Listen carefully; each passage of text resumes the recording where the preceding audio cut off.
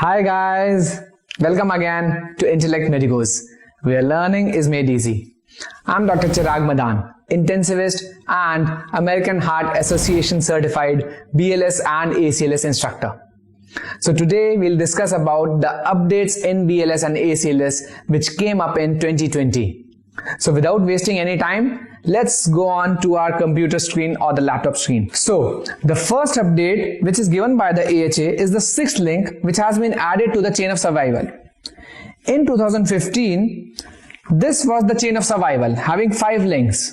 If you can see on the screen, over here IHCA stands for in-hospital cardiac arrest, whereas OHCA stands for out-of-hospital cardiac arrest. Now the 5 links were surveillance and prevention, early recognition and activation of emergency services, immediate high quality CPR, rapid defibrillation, and advanced life support and post cardiac arrest care. This was the chain of survival for IHCA patients. Whereas if you come to the OHCA, there is no surveillance and prevention. Directly you have to activate and you have to recognize, right? And giving an immediate high quality CPR, rapid defibrillation, this is the new thing because you have to shift the patient from the site to the nearby hospital. Then the last is obviously advanced life support and post cardiac arrest care. So this was the chain of survival in 2015. Now in 2020, what AHA has done, they have added a 6th link which is called as recovery. So after post cardiac arrest care, the 6th link is recovery for both IHCA as well as for the OHCA. This is important for your medical examination, for mainly your MCQs. Now coming on to the second. Now they have laid more emphasis on the early epinephrine administration. Previously in 2015, this was our algorithm which we used to follow. In case of asystole or PEA, directly you have to start the CPR and you have to give epinephrine after starting the CPR. So this was the algorithm which we were actually following for so many years, for past 5 years. Now in 2020, they have added epinephrine over here in cases of asystole or PEA. PEA is pulseless electrical activity. So this is a new addition.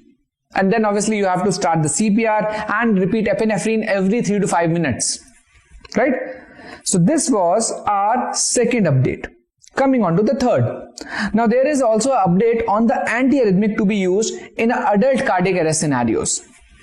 Previously in 2015, if you are getting a shockable rhythm again and again, you have to give an antiarrhythmic to the patient, which was amiodarone. Now in 2020, obviously amiodarone is still there, but the new addition is lignocaine or a lidocaine. Coming on to the dose. So amiodarone 300 milligram as the first dose and 150 milligram as the second dose. Coming on to the lignocaine dose. So the dose, first dose is 1 to 1.5 milligram per kg as the first dose, followed by 0.5 to 0.75 milligram per kg as the second. So this is the new update that they have just added lignocaine in cases where if you don't have the amiodarone with you, right, then you can go ahead with the lignocaine. So this is either amiodarone or lignocaine. Okay, coming on to the next one. So the fourth update is time of perimortem cesarean is changed in cases of pregnant cardiac arrest scenarios. Previously in 2015, they have said if there is no ROSC, that means if there is no return of spontaneous circulation by 4 minutes, then you have to consider performing immediate cesarean section. But now in 2020, they have just changed the timings of it. If there is no ROSC for 5 minutes, then you have to consider immediate perimortem cesarean delivery. So from 4 minutes to 5 minutes, they have changed it to 5 minutes. Again, this is more relevant, clinically also and your medical examination. So this is the algorithm for pregnant patient. You have to continue the BLS and ACLS as you have already read the algorithm for the BLS. Continue CPR, defibrillation, ACLS, and then consider etiology of arrest. This is the mnemonic which has been given by the AHA for the etiology of cardiac arrest in a pregnant ladies. A, B, C, D, E, F, G, H. Now, after that, again, over here, if you can see this point, if no ROSC for 5 minutes, you have to go for immediate cesarean. So this is an algorithm for pregnant patient which is given in 2020. Fifth update. Now, 2 new opioid-associated emergency algorithms have been added separately for lay rescuers as well as for the trained, that is healthcare rescuers. So this is an algorithm for the lay rescuers. First of all, whenever you suspect opioid poisoning, you have to carry on the steps of BLS. Check responsiveness, shout for help, activate emergency services, and get naloxone, which is very, very important, and AED if available. Now, if the patient is not breathing normally, then you have to start the CPR and give naloxone.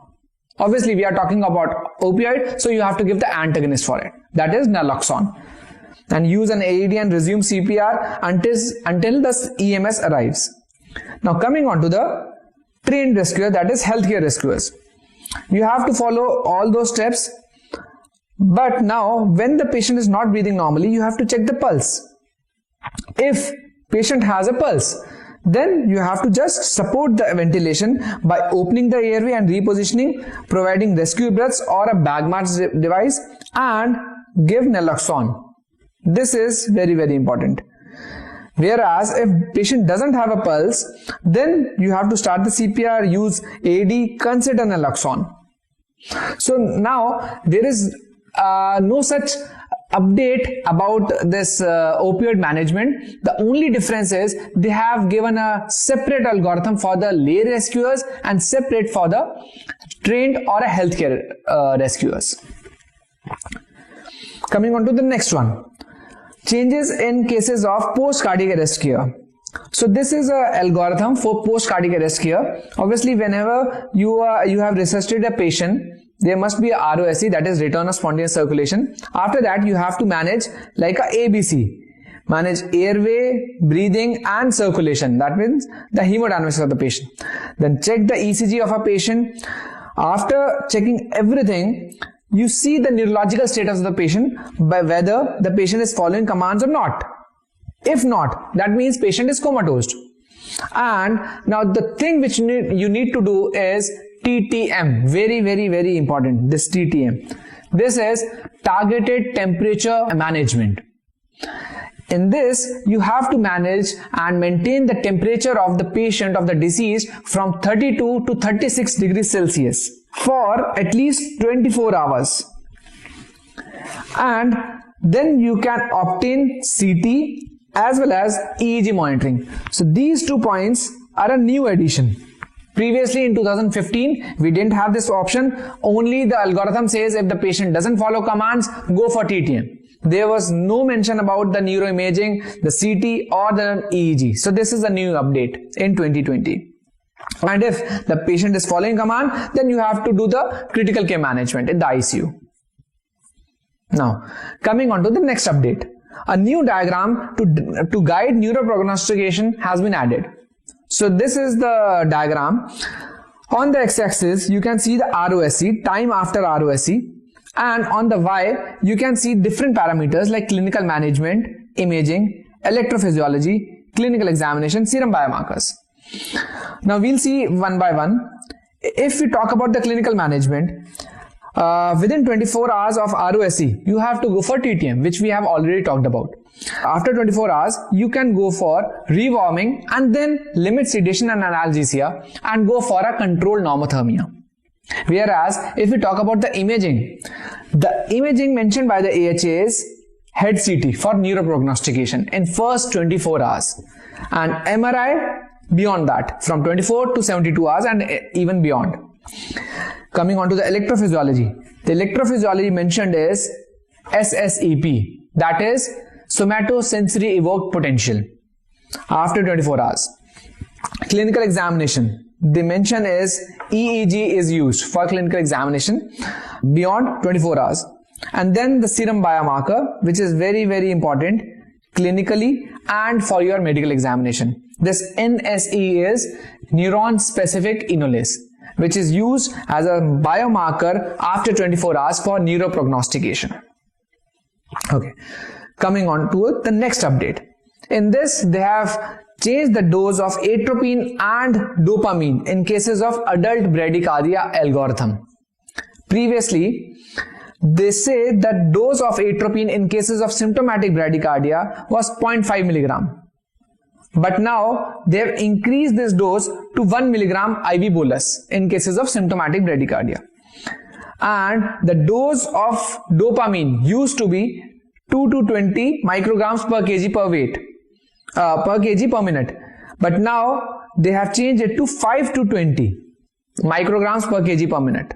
So they have excluded this 2 to 5 range, right? So now the dose of dopamine is 5 to 20 micrograms per kg per minute. Oh, hi. Sorry for the interruption, guys. So she is Dr. Shruti, co-founder of Intellect Medicos. Actually, I came here for this huge announcement that we have actually started our second YouTube channel, which is all about YouTube growth tips, business tips, and mindset. So feel free to check that out. The link will be given in the description below. So, okay, guys. Bye-bye. Okay, bye-bye. So let's get back to BLS and ACLS again. Coming on to the next one. In cases of stroke patient, we used to have this FAST. That is, if any patient has a facial drop, arm drift, speech difficulty, then obviously this patient has a more suspicion of having a stroke. Now in this update, they just have added this T after this FAST. T stands for time to call emergency number, because stroke is actually an emergency. Then you have to call your emergency number whenever you see any symptom like this, facial drop, arm drift, or speech difficulty. You directly have to call the emergency. 10th, the next update. IV access is preferred over intraosseous, whereas previously they used to say IV equal to IO. So now update is IV is preferred over IO. The next update is routine use of double sequential defibrillation is not recommended. Previously, there were case report that if a patient is in refractory shock, you can attach 2 set pairs of defibrillator to the patient. But now they say double sequential defibrillation is not recommended anymore. Now coming on to the pediatric age group. The rate of breaths increased to 1 breath every 2 to 3 seconds, which comes out to be 20 to 30 breaths. So an infant less than 1 year, the rate of rescue breath or a breath from advanced airway is 30 breaths per minute approximately. Next update is cuffed endotracheal tube is preferred over uncuffed, whereas in 2015 they used to say uncuffed tubes are better because of subglottic stenosis. But now cuffed endotracheal tube is preferred over uncuffed. Coming on to the 14th update. Routine use of cricoid pressure is not recommended during endotracheal tube intubation. And then the last update is for the babies requiring vascular access at the time of delivery. The umbilical vein is the recommended route. So these are the updates which were given by AHA in 2020 for the BLS and ACLS. These are very important again for your medical examination because they lay emphasis more on the updates. Any kind of examination, I mean, may it be your USMLE, may it be PLAB, may it be MRCP, may it be NEET, maybe any exam. So that was all about BLS and ACLS. Thank you so much guys for watching this video, and special thanks to Dr. Rakesh Kumar, who is my mentor and a renowned BLS and ACLS teacher. I hope you liked this video. If yes, please hit the like button and share with your colleagues and friends, and do not forget to subscribe the channel to get the updates about my new videos. Thank you so much guys. Take care. Bye bye.